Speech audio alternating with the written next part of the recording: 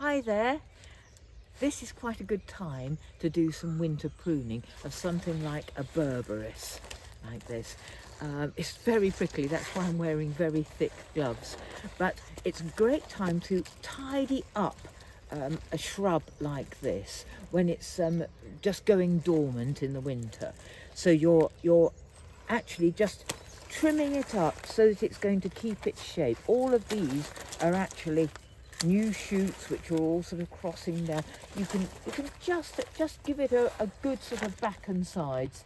Perhaps take out some of the older shoots and some of the crossing ones. I can see that one's crossing.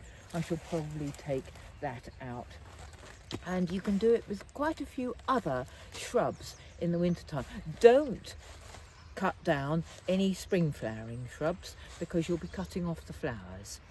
Another one that I will definitely be trimming up is my black-leaved elder, which can take a really hard prune at this time of year in order to grow new shoots next spring.